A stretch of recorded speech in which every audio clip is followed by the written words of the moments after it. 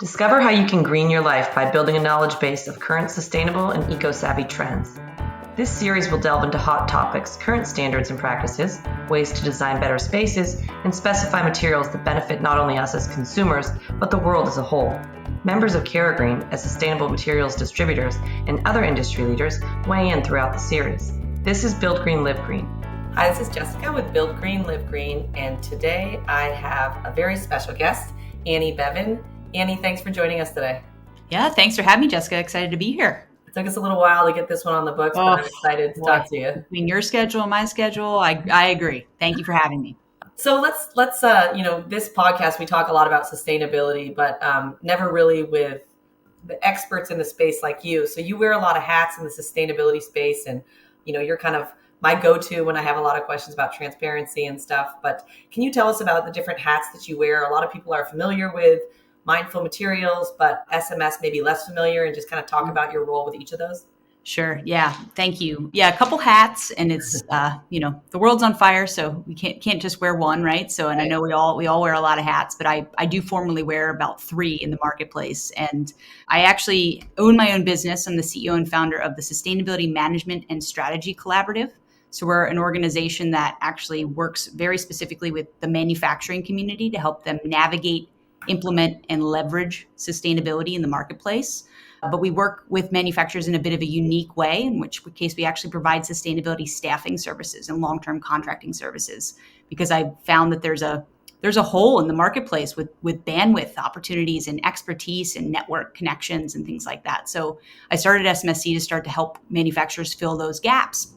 And part of that role is in this work that I do is not only running the organization, but then, really doing the work myself, too. And so the other hats that I wear are, because my company is essentially a staffing organization, I am the global head of sustainability for Spear Essex Communications. So I actually represent them in the marketplace as their head of sustainability and lead their strategy in collaboration with our VP of marketing and presidents. And it's been really wonderful to see a company in the MEP space step up and commit to sustainability at the levels that they're committing to.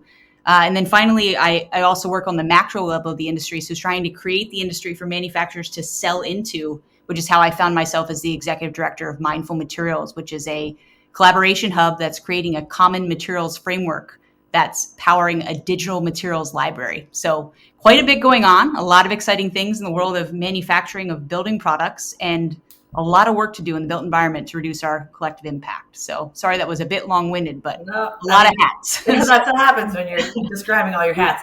But it's funny because I had written down as I was preparing for our call today that there's a large gap between knowing about transparency and then getting the documents for transparency. And I feel like that's the biggest hurdle that manufacturers face, is they're familiar with terminology, but the path to get there it can be so confusing and it can seem very insurmountable. So I think that's a good thing to talk about here. And you mentioned SMSC, and can you just let our listeners know where to go to access SMSC if they do have needs on the transparency space? How do they get in touch with you to kind of figure out how you can help them?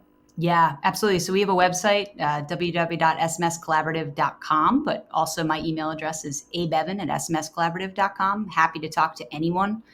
We have collaborative relationships with various organizations, one being Building Green, in which case we're trying to help promote manufacturer sustainability through their amazing work. So you can also find access to us through their website as well. So there's a couple different places you'll find us popping up as a means to help to support. So if you have questions, we're here to answer them, but then also can help you longer term if needed to help you navigate these various standards and implementation practices so it can be as streamlined as possible for future planning, and also figure out how to find that ROI for your investment in sustainability is our goal. So I've talked a lot about manufacturers because I kind of envision it from this viewpoint. As CaraGreen, we distribute all these sustainable products, and we try to work with those manufacturers to get closer to true sustainability, meaning, having the documentation and kind of moving along progressively. But what about other types of businesses for you? And I kind of know this is slightly off topic, but I see a lot of retailers like apparel brands, cosmetics companies that come to us saying, help me. I can't have 3 interns go out and try to source all these products. I'm supposed to be circular. I don't know what that means. To me, this is circular. What does it mean in materials? And do you work with any people like that? Because I see there's a big gap there too with these customer facing brands that are trying to do the right thing. They just don't know what it means. Yeah. And so what's really interesting is there's such a big gap. Manufacturers don't totally know what to do. Architects and designers don't know totally what to do, and owners don't know totally what to do. So there's an ecosystem that's being created as a part of sort of the mindful materials community, the collaboration hub that's really identifying who are these people that are really committed to making this change specifically surrounding materials, and who are these service providers that can start to help just at every level that I just mentioned, start to guide people in the right place. I can say, and I'm not ready to make the announcement, that we are actually partnering with our manufacturing expertise with some architect and design organizations to ultimately help those retail and apparel organizations start to think about supply chain and sustainable purchasing policies, and how we can piggyback the expertise of our manufacturing expertise and design expertise and bring that as a full package. We're working on the announcement. It's not ready yet, but I think that there's a lot of great opportunities for that to advance. And I think that there's a huge need in the apparel retail space, specifically with, set up displays and then throw them away. That is not a sustainable model, obviously. So more work to do there. Yeah. So talking about mindful materials a minute, that is something that a lot of people are very familiar with. You did announce a partnership with Material Bank. So I have a couple questions about, we've done a couple podcasts on Material Bank because I really think it's kind of changed the way that sampling has happened, and it's really been interesting. And I see mindful materials and Material Bank as having the same initial startup problem, which is reaching critical mass in terms of number of brands and products on the platform to make it viable, to make it a place I want to go. I don't want to go here if there's only 3 things I need and the other 12 are scattered around the internet. Yes. And Material Bank has reached critical mass, and mindful materials has reached critical mass. How was that as a challenge? I mean, I can imagine it was it's been years. Honestly, Jessica, I would argue that we haven't reached critical mass. I think that there is such an opportunity, and this is why we're focusing on collaboration and the common ask and the common give in this common materials framework. Because if the ask is all the same and there is a tool that will enable people to identify what is a mindful material, what is a truly sustainable material, then there's a clear demand for a manufacturer to put their information that they've invested into sustainability to connect the people looking for sustainability information and the people who can give that sustainability information in the same language, which we haven't been talking about at all to date. And so I've admired the work of Material Bank. They certainly have a little bit more funding than Mindful Materials does at this point in time, but at the same time, they've really thought through how to innovate and how do we provide, in the current way that we're living, a different way to do things, a different way to think about things. And I've loved the collaboration with Material Bank to date, because what we're seeing is people are going to sample. And now how do we bring the sustainability information to the forefront of that search so people then have, this is how our connection now, but how do we bring it up so that sustainability is associated with sampling at the same time, so that person can look at that sample in a different way and know, oh, they've reduced their environmental impacts, they've reduced their human health impacts. I really want this product now, as opposed to this one who's just beautiful. And, right? and the challenge that we have as a distributor of these different brands is, first we have to sell our brands on the idea of Material Bank, which we've done so much ROI on it that, I know how to do that, effectively now. We've got all this data to kind of back it up. But now I'm going to those same manufacturers and saying, hey, Material Bank's working for you. Guess what? If someone clicks that button that says has HPD and you disappear, it's not working for you anymore. Not working for you. So you have to have those basic documents that people are asking for. And those are not difficult documents. They are disclosure. They're just saying they're transparency documents at this point. And you're getting to the point, and I'd like you to talk a little bit about this, where, okay, we've been living in this world where the baseline minimum is transparency. Just tell me what's in it. I won't ding you for it. And now we're moving into this embodied carbon, LCA, EPD, actual quantifying impact space, where you actually have to get better and improve now. So anyone resistant to do the disclosure is going to get left far behind as we move into this optimization world.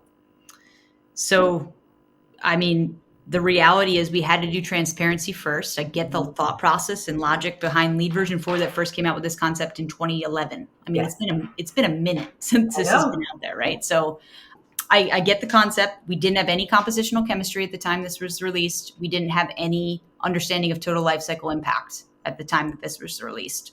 Both are still assessing what's in your product and what's the total impact. That's transparency, right? Yep. But that isn't sustainability. That's just saying. So how do we get to the true sustainability world, which is how are things not only knowing what's in their products, knowing what their impact is, but actually working and then creating reports that are sharing how they're eliminating toxic chemistry, how they're reducing the impacts of their products through their supply chain, through their manufacturing processes, to be able to support their customers in achieving an optimized built environment. And so in this common materials framework that Mindful Materials is creating, we're actually walking the user community from transparency all the way to optimization. And there's steps in between there. There's assessment of what the heck is this chemical made of.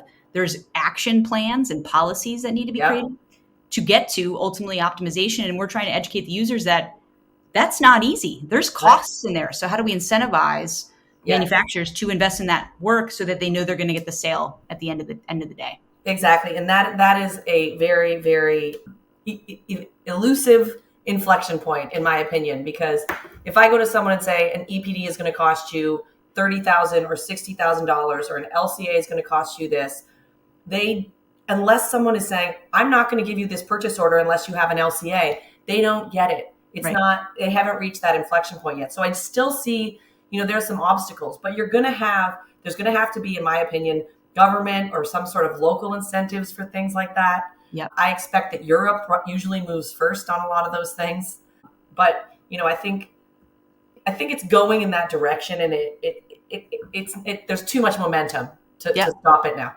I mean, in terms of the carbon piece, I mean, this Build Back Better program that President Biden's creating has funding to support manufacturers to invest so they can pay for environmental product declarations. That is part of the bill. Okay. So that doesn't scream importance and regulation going out to support these types of manufacturers. Now there's a focus and priority on steel and concrete, but there is an opportunity to the tune of hundreds of millions for manufacturers to consider if and when the bill is passed to have those types of funding. So it is going to be part of federal purchasing, but then there is this solution of how do we do this at scale? And so that there is, I think the first place we solve it is in large scale private projects, commercial projects that is owners are requiring as a part of their RFP that sustainability considerations are part of the sustainable decision making. And that's what Mindful Materials is trying to solve. So let me as we kind of, wrap up here, I had a conversation the other day with a couple people in the industry. And one of the things that came up was that supply constraints in our industry right now are driving people to use substitute materials without qualified testing of those materials. And that to me derails this a little bit. And it's very opportunistic and short-sighted. And it can be very dangerous. Do you see any of that, or have you heard any of that? Or Sure have. Yeah. I work in a communication cable manufacturer, and I know what this feels like. Some of our other customers, in which case we're parts of their team. Like, we know what it feels like to be a manufacturer, and we know what it feels like to be a manufacturer at this point in time. And it is painful. I would never want to be in supply chain right now. I give every single person, I owe everyone in supply chain a drink right now. It's like a nightmare, right? Yeah. And so you have to keep the plants open. You have to keep product coming out the door. And there are hard decisions that need to be made at this point in time. Is this short-sighted? Yes. But the other option is to stop producing product and go out of business. Yeah. And so the crux of the problem is we need to be sustainable without the economic models of the world that we are unfortunately in. Yeah. Without them crumbling, because we cannot have the economic models of the world crumble at the same time that we are becoming more sustainable.